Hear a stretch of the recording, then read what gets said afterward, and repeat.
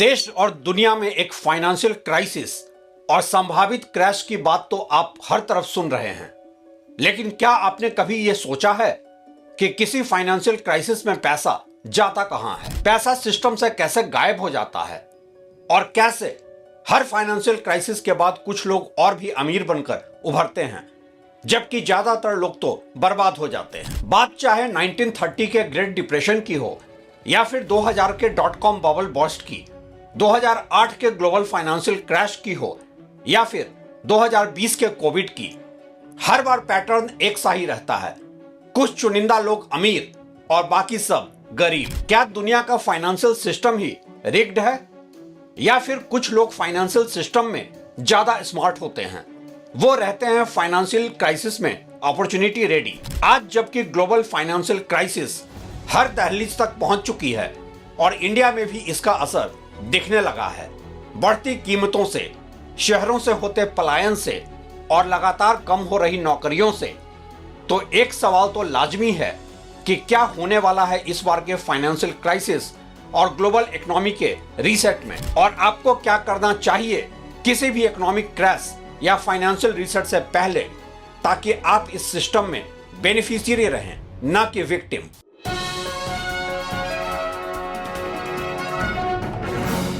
नमस्कार, आप देख रहे हैं ट्रैक टू रियलिटी और मेरा नाम है रवि सिन्हा।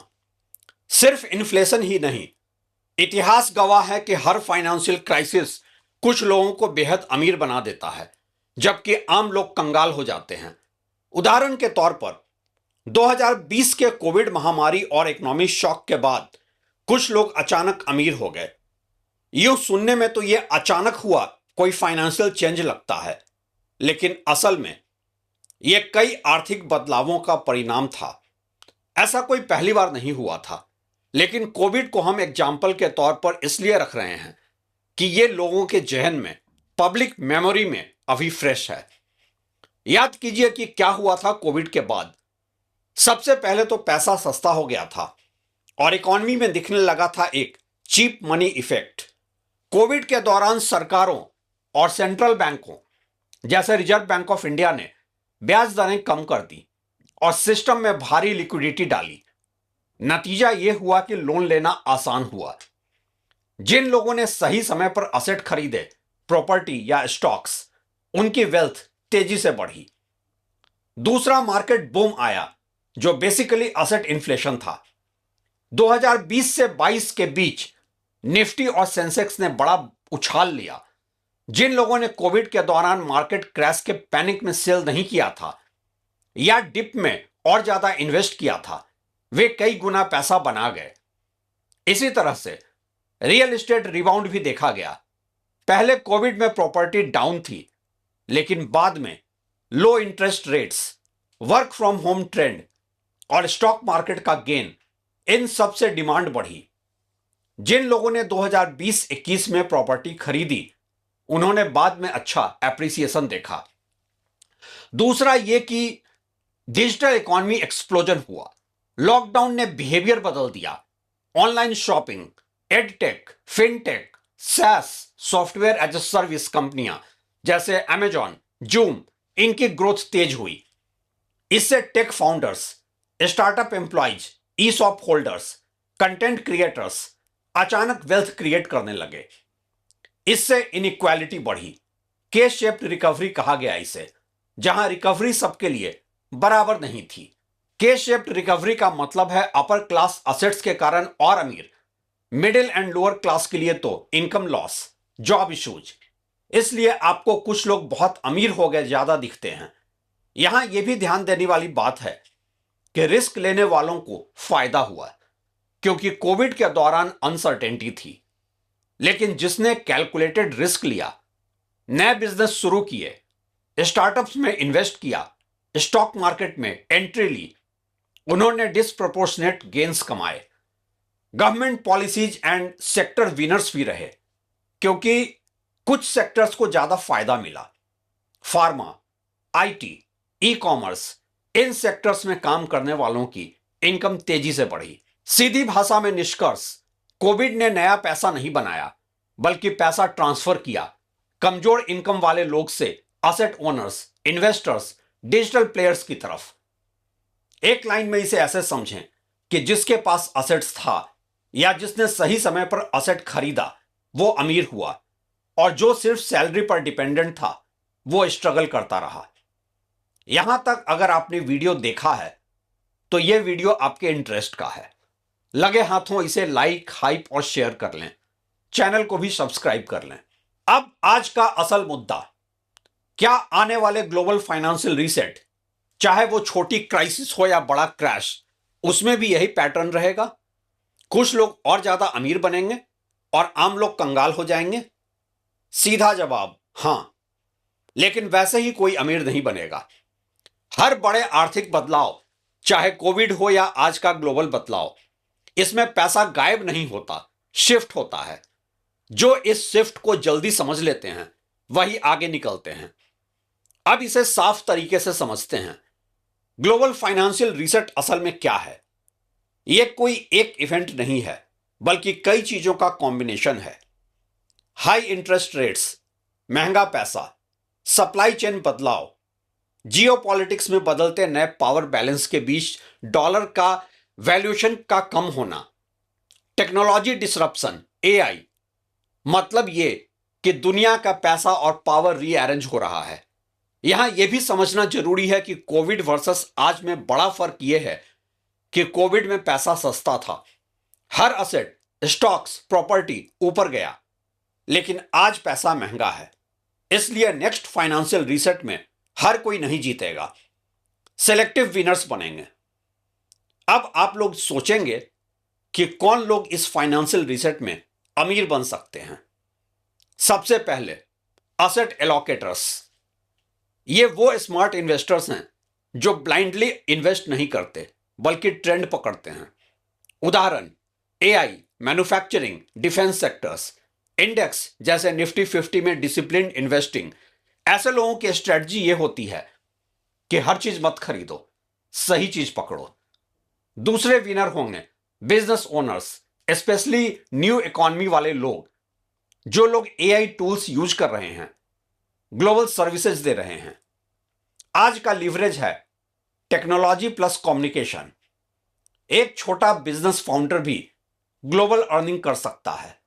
इसी तरह पॉलिसी अलाइंड प्लेयर्स, जो सरकार के डायरेक्शन के साथ चलते हैं, वो जानते हैं कि पैसा यहीं से आता है, यही वेल्थ बनती है। कुछ स्मार्ट इन्वेस्टर्स तो हर फाइनेंशियल क्राइसिस में डिस्ट्रेस बायर ढूंढते हैं, क्योंकि वो क्राइसिस अपॉर्चुनिटी के लिए तैयार होते हैं। जब इंटरेस्ट रेट हाई होते हैं तो कई लोग लोन डिफॉल्ट करते हैं, असेट्स डिस्ट्रेस में बिकते हैं। जिनके पास कैश है वो सस्ते में असेट्स खरीदते हैं, और यही लोग अगले साइकिल में सबसे ज्यादा अमीर बनते हैं। सबसे बड़ा सच जो लोग मिस कर जाते हैं, रीसेट में पैसा यूनिफॉर्मली नहीं बनता है। यह फिर से वही पैटर्न बनाता है, के शेप्ड रिकवरी। टॉप पे 2 से 5% लोग ज्यादा रिच और बाकी सब करते हैं स्ट्रगल, क्योंकि उनके लिए ईएमआई महंगी, job stability uncertain, inflation high. आपने भी अगर स्ट्रेटजी नहीं बदली तो वेल्थ क्रिएट नहीं कर पाएंगे, क्योंकि प्रैक्टिकल रियलिटी चेक यही है कि इकोनॉमिक क्राइसिस और उसके बाद के रिबाउंड में हर कोई अमीर नहीं बनेगा। असल फॉर्मूला है टाइमिंग प्लस रिस्क प्लस सही सेक्टर और थोड़ा लक। कोविड में भी यही हुआ था, सिर्फ लिक्विडिटी ने अमीर नहीं बनाया किसी को। नेक्स्ट रीसेट में भी सिलेक्शन प्लस पेशेंस अमीर बनाएगा।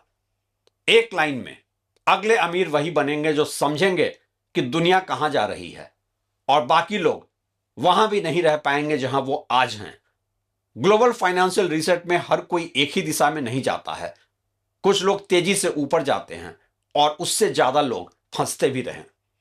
फर्क बस positioning plus timing plus discipline का है। अब आप सोचेंगे कि किसी भी फाइनेंशियल क्रैश के पहले खुद को तैयार कैसे करें। कैश प्लस पेशेंस जरूरी है, क्योंकि डिस्ट्रेस में ही आप विनर बनते हैं।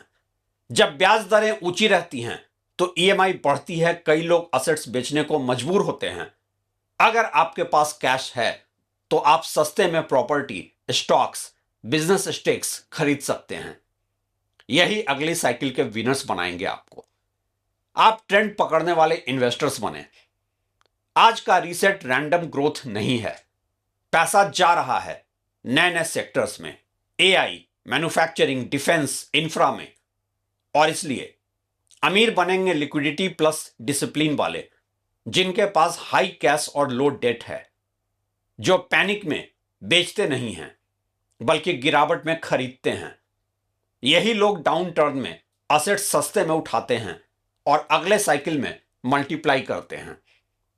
ट्रेंड समझने वाले बनिए, क्योंकि आज ग्रोथ हर जगह नहीं है, टारगेटेड है।